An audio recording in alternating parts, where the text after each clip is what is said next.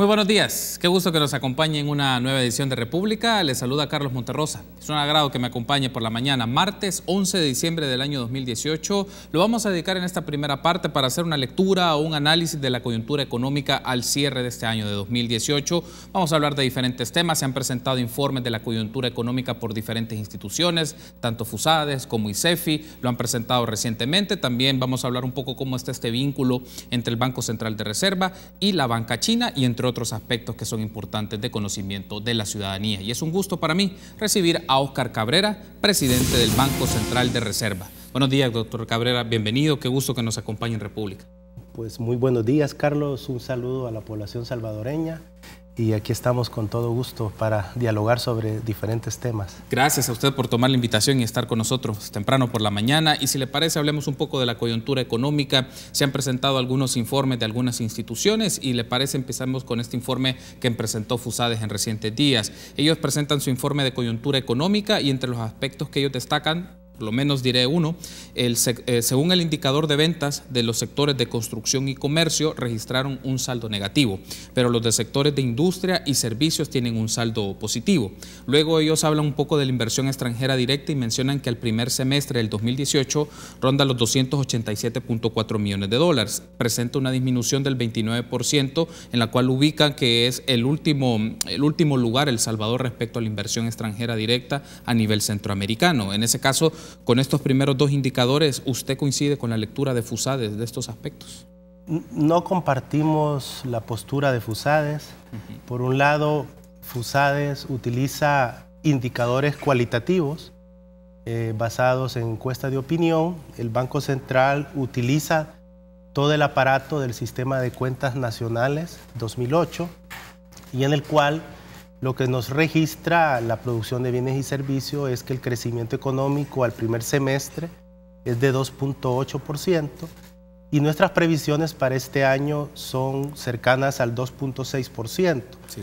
Por otro lado, en el tema de la inversión extranjera directa, yo creo conveniente comentarle a la población salvadoreña que con los cambios que hicimos en las publicaciones, la inversión extranjera directa se separa en lo que son aumentos de inversión, que sería la nueva inversión que se está localizando en El Salvador, y lo que son las disminuciones. Hasta el tercer trimestre de este año, el saldo, que es lo que le interesa a FUSADES, es de 436 millones. Los aumentos de inversión, y creo que esto es muy importante porque FUSADES quería proponer que la inversión alcanzara 1.000 millones. Sí. Pues ya lo conseguimos. Los aumentos de inversión andan cercano a los 1.000 millones de dólares, pero las disminuciones son 551. ¿Qué son estas disminuciones? Se refieren a toda aquella rentabilidad que las empresas extranjeras generan en El Salvador y que trasladan a sus casas matrices. Por el contrario, creo yo que digamos, la inversión extranjera directa desde los últimos años ha venido creciendo. No hace 20 años, cuando el modelo neoliberal suponía que lo único que podíamos brindar a los inversionistas extranjeros era las empresas públicas, las cuales privatizaron. Hoy, por el contrario, lo que estamos viendo es que más del 70% de la inversión extranjera directa se está localizando en la manufactura, en la generación de energía eléctrica, solo para citar algunas. Ok, una de las menciones que usted hace, doctor Cabrera, y es pertinente hacer esta distinción, el Banco Central de Reserva, para establecer sus estadísticas y sus datos para el registro de la inversión extranjera directa, lo hace en función del nuevo sistema de cuentas nacionales, pero a la vez lo distribuye en la nueva inversión extranjera directa y la disminución. En el caso de FUSADES utilizan otros parámetros para hacer estas mediciones. Ellos lo que hacen es la diferencia entre los aumentos menos las disminuciones, le da el saldo, ¿verdad? Sí. Entonces ellos utilizan el saldo.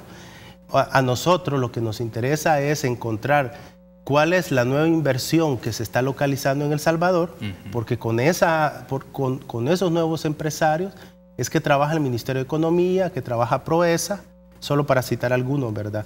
Y también nos interesa ver cuáles son las razones por qué las empresas están trasladando estos recursos, ¿por qué no los están reinvirtiendo? Las últimas estadísticas que yo tengo de las utilidades de la inversión extranjera directa nos dicen que en el 2017 de los 1.000 millones de dólares aproximadamente 647 sí fueron reinvertidas. O sea, quedaron alrededor de 400 millones que fueron transferidas a sus casas matrices, ¿verdad? Esto está en función que desde el 2009 hemos establecido políticas públicas para mejorar la certidumbre.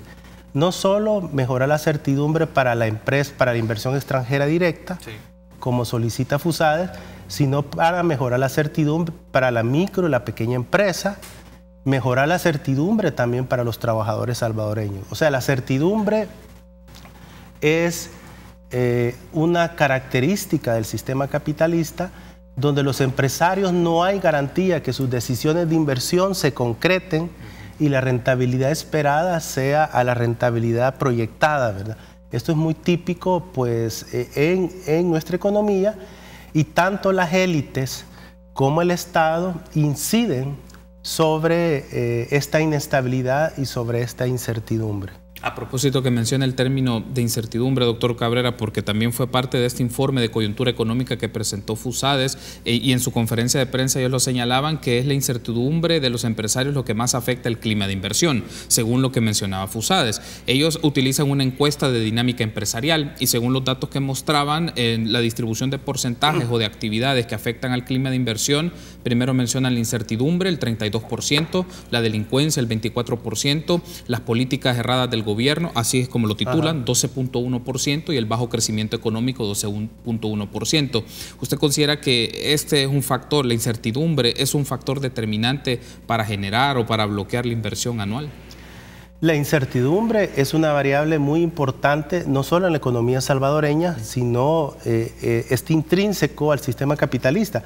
Pero yo creo que la población debe saber por qué ha aumentado la incertidumbre. Esto ha aumentado, primero, la dolarización es una decisión de política económica que primó por los empresarios importadores y por el sector financiero en contra de los empresarios que producían bienes y servicios que eran pues exportados, ¿verdad? Otro es obviamente todo el proceso de privatización del sistema financiero generó también mayor incertidumbre. Y por último, las élites optaron por financiar el gasto público y la inversión con impuestos indirectos. Casi el 60% de los impuestos son de naturaleza indirecta y están en función del ciclo económico, y también a través del endeudamiento. Sí. Si nosotros vemos la dolarización, solo se menciona que tenemos una inflación baja y estable, pero la población no quiere una inflación baja y estable sola. La población lo que necesita es empleo, lo que necesita es seguridad, lo que quiere es que la economía salvadoreña crezca de manera con mayor equidad, ¿verdad? Pero la dolarización sí genera costos porque tenemos más propensión cuando hay crisis internacionales. Un ejemplo fue el 2009, cuando se da la gran recesión mundial. En la economía salvadoreña el crecimiento económico cayó más del 3%.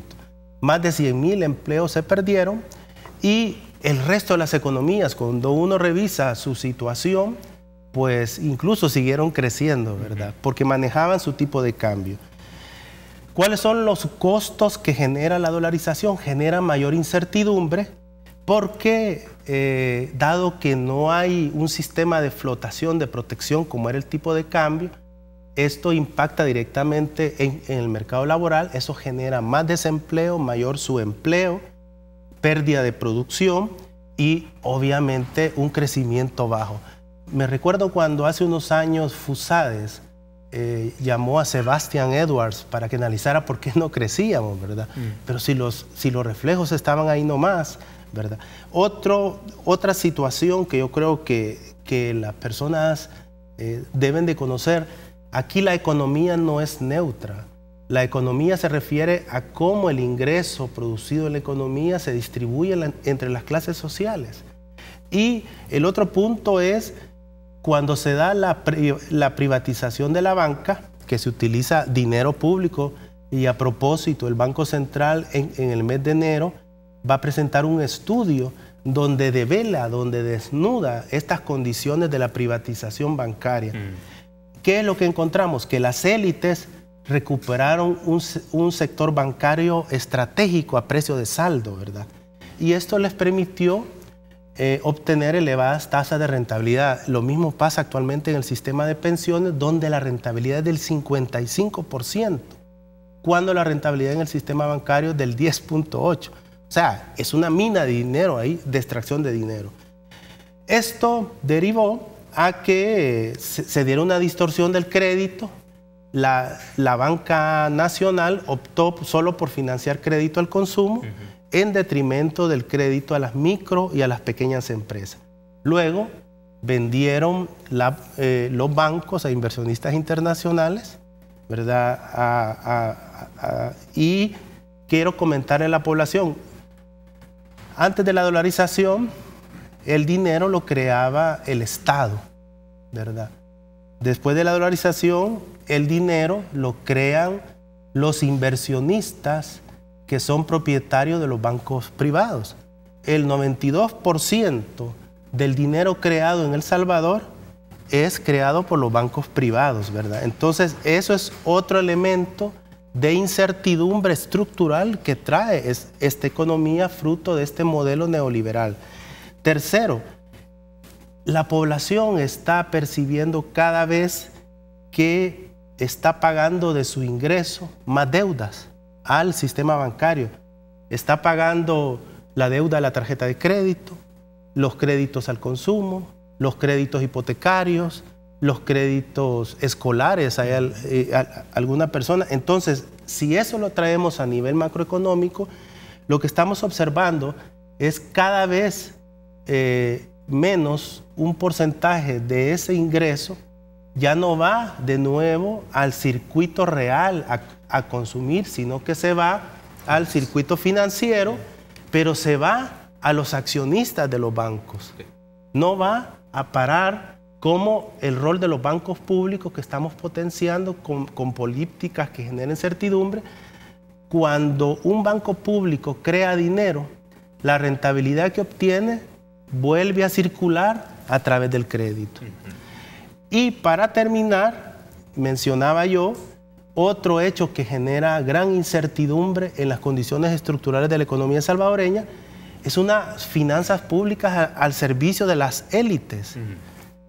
Y esto ha dado como consecuencia, decíamos, déficits fiscales que están siendo financiados con impuestos indirectos, con deuda, y también una malograda reforma de pensiones, que ya lo vamos a ir también mencionando. Lo que no sabe la población es que desde la dolarización, el espacio de la política fiscal para incidir sobre la demanda agregada, sobre los gastos de consumo, se disminuyó sensiblemente, dado que ahora, ya sea para financiar un gasto público, tiene que endeudarse o ya sea generar mayor recaudación tributaria. Debo de hacer la primera pausa, doctor. Ha mencionado varios elementos interesantes que vamos a ampliar en la plática. Esto que mencionó del próximo estudio que va a mostrar el Banco Central de Reserva, del proceso de privatización de la banca, pero también los otros elementos que marcan la incertidumbre desde una perspectiva estructural. Al regresar me gustaría que hablemos un poco del informe de ICEFI, del tema de las pensiones y también los vínculos o el acercamiento que ha tenido el Banco Central de Reserva con bancos de China. Volvemos en minutos.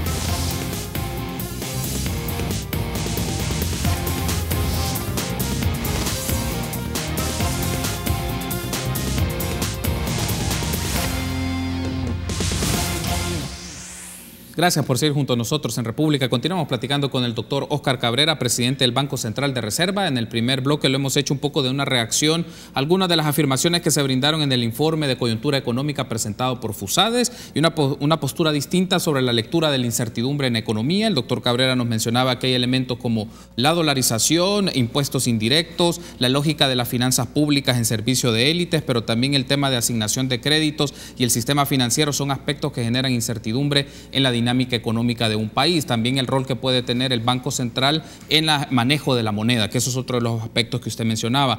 Lo vamos a retomar más adelante también en sus primeras declaraciones, doctor Cabrera.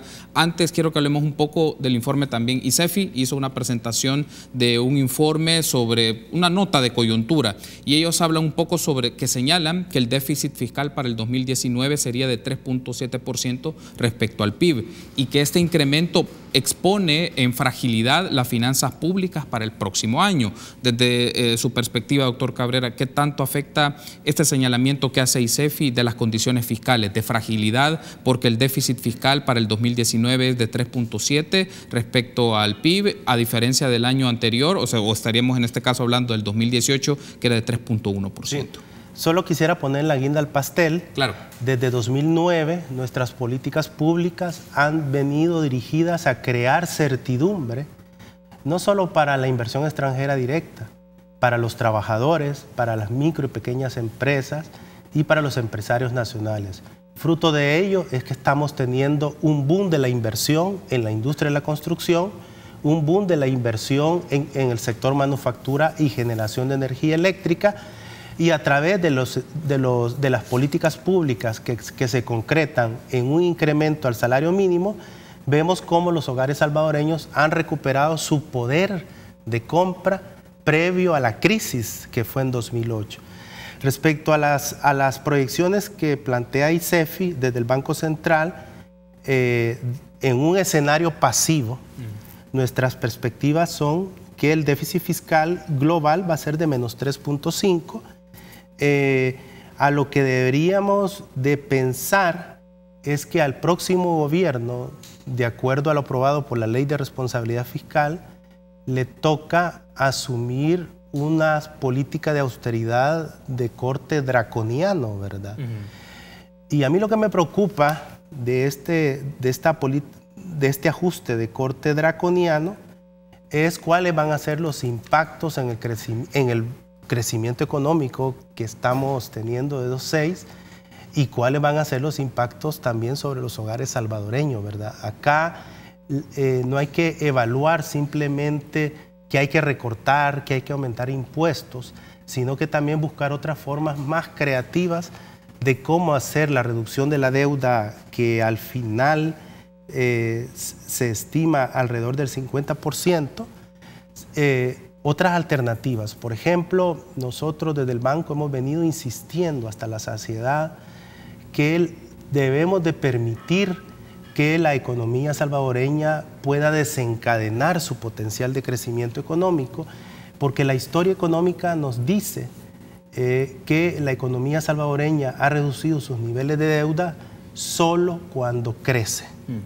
Si recortamos gastos y aumentamos impuestos, esto lo que va a generar es un círculo vicioso en el que no vamos a cumplir el ratio de deuda que nos hemos trazado, porque se nos va a caer el crecimiento económico, que es el denominador, ¿verdad? Entonces, por lo tanto, creo yo conveniente ver este tema. Otro de los temas, ya entrando en materia de la parte fiscal, es otro método de financiación del déficit fiscal. Las cifras del servicio de deuda en 2019, según el proyecto de presupuesto, son 6.8% del PIB, ¿verdad? Y esto se debe a una dinámica intolerable en la cual, dado el estrés fiscal de ese momento, una parte se tuvo que financiar con letras del Tesoro, y obviamente acá implica que el Ministerio de Hacienda debe ser más creativo, en el sentido de que emitir letras del Tesoro a través de la ventanilla del Banco Central, así va dirigido directamente a los hogares salvadoreños y no pasa a través de intermediarios que le cobran una comisión, ¿verdad? Y otro, esto lo hace México, lo hacen todos los países del mundo, donde a través del Banco Central los hogares pueden ir diversificando su riesgo. Los hogares salvadoreños depositan en el sistema bancario incluso a tasas de interés muy bajas. ¿Por qué no permitimos que los hogares, y sobre todo aquellos salvadoreños que han enviado sus ahorros desde los Estados Unidos, que puedan invertir directamente en las letras del Tesoro? Reduce el costo de financiamiento para el Estado, reduce las comisiones para los hogares porque ya no tienen que ir hasta la bolsa, ¿verdad? Y por otro, adoptamos los estándares internacionales. Si nosotros revisamos la Secretaría de Crédito Público de los Estados Unidos mexicanos, ¿qué es lo que encontramos? Hay una app en Android donde tú la puedes bajar y a través de esa Android tú puedes comprar participaciones de la deuda del Estado mexicano, como cuando uno compra un billete, un 20º de lotería, por igual, ¿verdad? ¿Esto a qué llevo yo? A que necesitamos bajar el pago de intereses, que en este momento son 3.7% del PIB, y empezar a pagar más capital, que en este momento es 3.1% del PIB, de los 6.8. Doctor Cabrera, ha hecho una mención de varios elementos muy importantes. Me quedo con dos. Uno es, usted mencionó que las condiciones como se han marcado por las reformas a la ley de responsabilidad fiscal básicamente marcan al siguiente gobierno a una política de austeridad draconiana, básicamente. ¿Eso qué significaría? Porque, digamos, básicamente fue la propuesta del Ministerio de Hacienda que hacer esta reforma a este marco legal, y eso marca la pauta de lo que se va a trabajar por lo menos en el primer semestre del 2019 para esta gestión del presidente Salvador Sánchez Serén y el presidente que viene en junio de 2019. Bueno, lo que es la meta son dos elementos. En el periodo 2019 a 2021 deben implementarse medidas específicas para amortizar saldo de la deuda, que se estima en 53.3 en el 2018, a fin que ese saldo se reduzca entre 3 y 4% del Producto Interno Bruto. Sí. O sea, solo hay 3 años para hacer este ajuste, que es la recomendación del Fondo Monetario. Nosotros venimos discutiendo desde el Banco Central con estudios serios en donde decimos que ese no es el ajuste que necesita la economía salvadoreña, es apenas 1.9%. También en ese mismo periodo dicen debe detenerse la dinámica del endeudamiento. Y acá, ¿cómo lo podemos hacer? Por un lado, los partidos de derecha dicen que hay que recortar gasto. Ya vamos a examinar cuál es el nivel del gasto respecto al PIB en América Latina, y lo que observamos es que hay 9 países de América Latina por encima de nuestro nivel de gasto. O sea, no tenemos un gasto que sea elevado, y aquí se desmistifica el hecho que somos un Estado derrochador.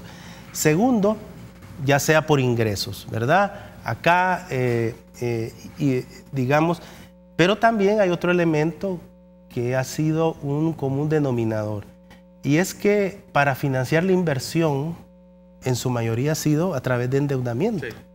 Entonces, no queremos que los costes del ajuste sean recortando la inversión pública, porque eso hipoteca el crecimiento en el largo plazo.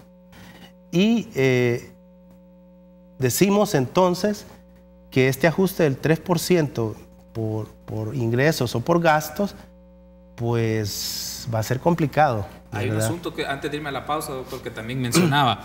El Ministerio de Hacienda puede ser mucho más creativo para el tema del pago de las letes o esta deuda que se tiene más corta. ¿Por qué considera usted que ha faltado más creatividad en este tema? Sobre todo buscar alternativas para el pago de este tipo de deuda. Y retomando un poco lo que mencionaba el ICEFI, que es necesario tener una actualización de la solicitud de reestructuración de la deuda para los parámetros internacionales y saber realmente cuánto es lo que se debe de pagar y bajo qué condiciones. El Ministerio de Hacienda ha ido haciendo esfuerzos, entre ellos es la aprobación de la factura electrónica. Creo que es un buen comienzo para, pues, mejorar la recaudación. Perdón. Pero por el otro lado de los gastos y por el lado del endeudamiento, el Ministerio de Hacienda debe de continuar trabajando, ¿verdad? Entonces, nosotros desde el Banco Central, que somos el tanque de pensamiento público, lo que estamos arrojando son ideas en base a lo que hemos revisado en las haciendas públicas mundiales. Esta es una alternativa donde va a masificar la deuda en poder de los hogares. Cuando fue la guerra El Salvador-Honduras, estaban los certificados de la dignidad nacional, ¿verdad? En la que cualquier persona compraba su significado. Yo estaba muy pequeñito, pero todavía me ha quedado en mi mente tener a la mano de mi madre un certificado de la dignidad nacional, ¿verdad? Ya no me recuerdo ni cuánto eran los montos en colones, pero lo que quiero decir es que ante necesidades apremiantes hay que encontrar soluciones heterodoxas, ¿verdad? Debo de hacer una pausa, doctor. Ahora hablemos un poco en el siguiente bloque sobre China y la relación del Banco Central de Reserva con la banca china. Volvemos en minutos.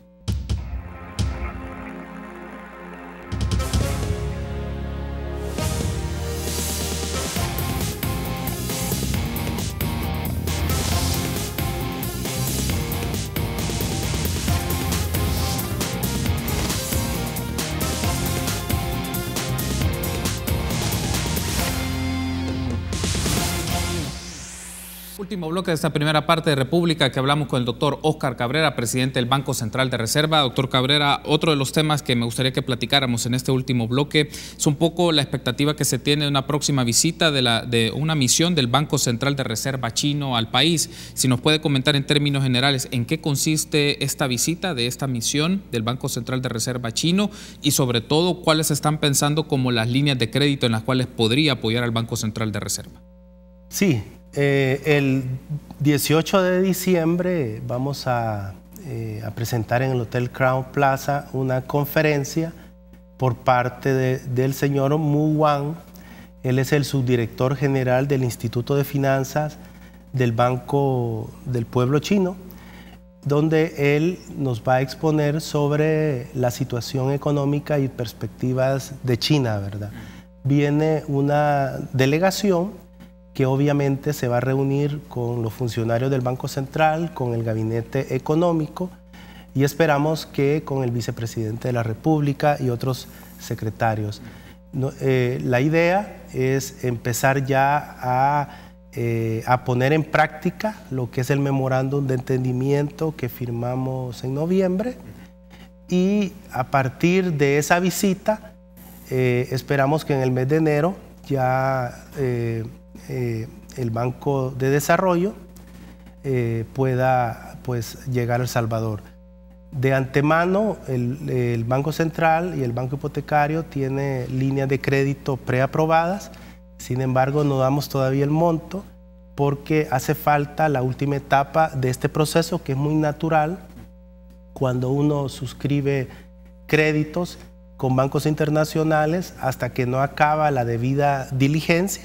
La debida diligencia es un análisis de cuál es la situación efectiva en cuanto al balance financiero de cada entidad y a partir de ahí, pues entonces ya se define cuál es el monto máximo de la línea de crédito, las características de la línea de crédito. Hay otro aspecto que quiero aprovechar y le consulto, doctor Cabrera, mencionó, se ha firmado un memorándum de entendimiento y una de las partes es líneas de crédito que se va a brindar al Banco Hipotecario, a Bandesal, otra de la banca más de carácter nacional. ¿Qué otros elementos, además de estas líneas de crédito, son parte de este memorándum de entendimiento? Y lo comento porque en una entrevista que usted brindó para la prensa gráfica mencionó el tema de búsqueda de diversificación de la canasta de monedas.